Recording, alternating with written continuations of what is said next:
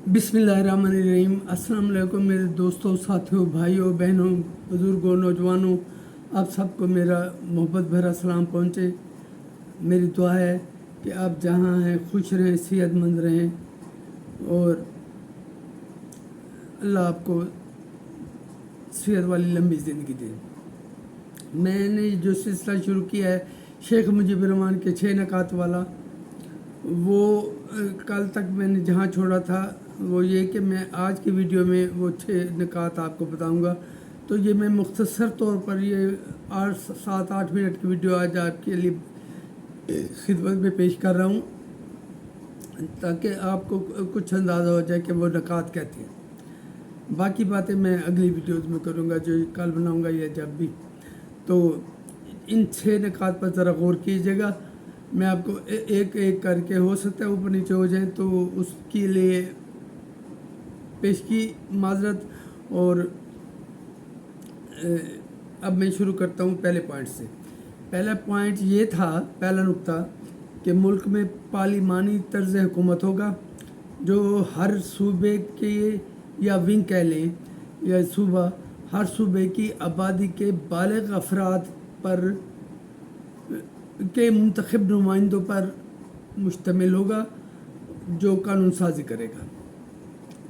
चलिए दूसरा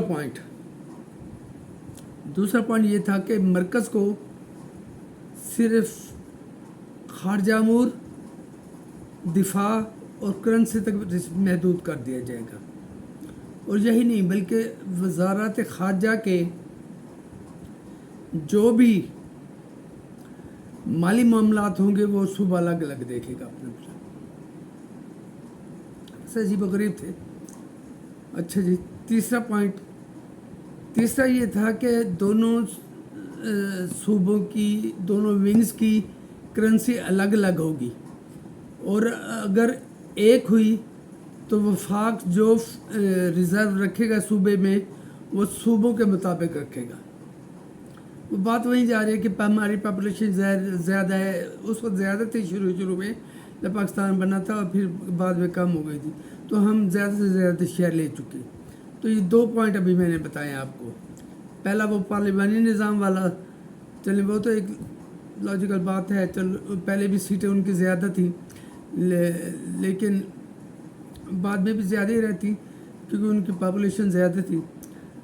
और दूसरा पॉइंट ये था कि वफाक को जो वज़ारत खारजा, दिफा और करेंसी तक महदूद करना था, और वज़ारत खारजा के अमूर चलाने के जो माली मामलात थे वो सूबे अपने तौर पर करेंगे।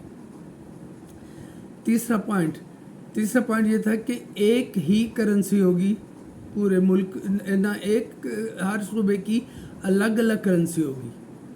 और अगर ये ना हो सका, एक ही करेंसी हुई, तो फिर वफाक जो रिज़र्व रखता है वो हर सूबे के उसके मुताबिक अलग अलग रखेगा।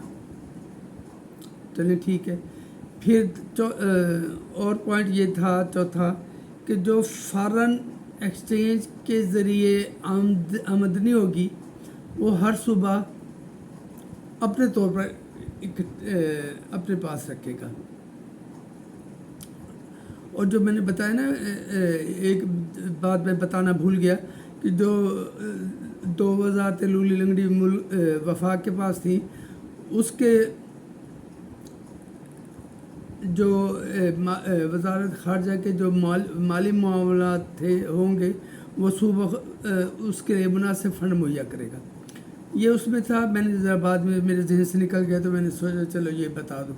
पार्लिमानी निज़ाम हो गया, दूसरा वफाक को 2-3 वज़ारतों तक महदूद रखना, 2 बल्कि करेंसी तो कॉमन मैटर था ना, और फिर तीसरा करेंसी अलग अलग या एक, और फॉरेन जो मरकज़ का रिज़र्व होते हैं वो हर सूबे के मुताबिक रखे जाएंगे। यहाँ भी विषय कि पाकिस्तान आगे होता।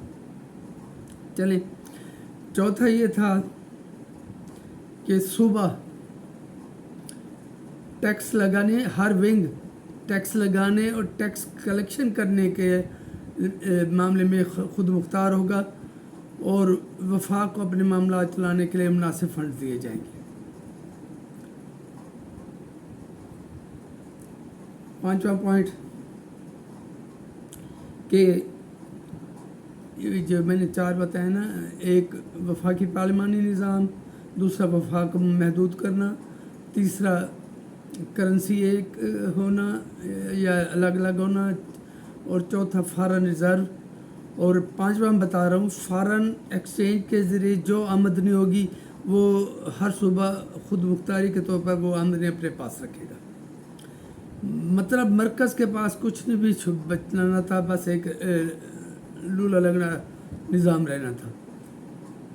پھر ریمائنڈر آتا پارلیمانی نظام، دوسرا وفاق کو محدود کرنا، جو انفیکٹ وفاق کو کمزور کرنے کے برابر تھا، مترادف تھا، اور تیسرا کرنسی الگ الگ ہونا یا ایک ہونا، اور چوتھا جو فارن ایکسچینج کے ذریعے آمدنی ہونی تھی وہ ہر صوبہ اپنے اپنے طور پر رکھے گا اپنے پاس. اور 5واں تھا ہر صوبہ ٹیکس لگانے، ٹیکس کلیکشن کرنے میں آزاد ہوگا، خود مختار ہوگا، اور اس کو وفاق کو فنڈ مہیا کرے گا صوبہ. اور چھٹا جو میرے خیال سب سے زیادہ خطرناک تھا وہ یہ تھا کہ مشرقی پاکستان اپنے طور پر ملیشیا بنانے یا پیرا ملٹری فورسز بنانے کا حق رکھتا ہوگا، جو ڈائریکٹ مشرقی پاکستان کی حکومت کے انڈر ہوں گے، دوسرے مطلب اس صوبے کے انڈر ہوں گے جو مشرقی پاکستان ہے. اب آپ ذرا ان پہ غور کریں. اب میں ان کو مزید بریف کر دیتا ہوں. پہلا پوائنٹ کیا تھا؟ پارلیمانی نظام حکومت ہوگا. دوسرا وفاق کو خارجہ امور دفاع تک اور کرنسی تک محدود کیا جائے گا، اور جہاں تک مالی معاملات ہیں امور خارجہ کے وہ ہر صوبہ اپنے طور پر طے کرے گا، اپنے طور پر اپنے ہاتھ میں لے گا. کتنے ہو گئے؟ اور تیسرا یہ تھا کہ کرنسی الگ الگ ہوگی یا ایک ہوگی تو پھر اسی حساب سے وفاقی فنڈ جو ہوں گے وفاقی ریزرو اس صوبے میں رکھے جائیں گے. اور چوتھا یہ تھا کہ فارن ایکسچینج کے ذریعے جو آمدنی ہوگی وہ ہر صوبہ اپنے آزادانہ طور پر کرے گا. مجھے سمجھ نہیں آتی کہ وفاق کیا کرے گا. اور 5واں یہ تھا کہ ٹیکس کلیکشن اور ٹیکس لگانا یہ صوبوں کے ہاتھ میں ہوں گے، وہ خود ٹیکس لگائیں گے، خود کلیکٹ کریں گے اور وفاق کو مناسب فنڈ مہیا کریں گے، یہ وہ جو کہتے ہیں. دوسرے وفاق صوبوں کا محتاج ہوتا اپنے معاملات چلانے کے لیے. اور چھٹا اور آخری تھا جو سب سے زیادہ خطرناک، وہ یہ کہ مشرقی پاکستان میں کو حق حاصل ہوگا صوبے کو کہ وہ اپنی مرضی کی ملیشیا بنائے یا پیرا ملٹری فورسز قائم کرے جو ڈائریکٹ صوبے کے اندر آتی ہوں، جو سب سے زیادہ خطرناک تھا. یہ تھے 6 پوائنٹس. اب ان پہ ذرا غور کریں تو ہر پوائنٹ میں مرکز کو دبانے، محتاج کرنے، لولا لنگڑا کرنے، اور خود کو کیونکہ آبادی پر وہ ساری چیزیں بیس کر رہے تھے تو خود کو وہ اوپر سے اوپر لانا چاہتا تھا. یہ 6 پوائنٹ تھے جو مختصر طور پر میں نے بتایا آپ کو. ان پر ذرا غور کریں. اور یہ تھے اسی کے بنیاد پر انہوں نے تحریک سول نامہ فرمانی شروع کی اور مکتی بانی بنا کر عدم استحکام پیدا کیا، خانہ جنگی بھی شروع کی، اور یہ تحریک چلتی رہی. اس کے آگے کیا ہوا یہ میں آپ کو آئندہ کی ویڈیو میں بتاؤں گا. اگر آپ کو میری باتیں کچھ سمجھ آ جائیں تو میری یہ کامیابی ہوگی. آپ لوگوں کے ٹائم کا بہت بہت شکریہ.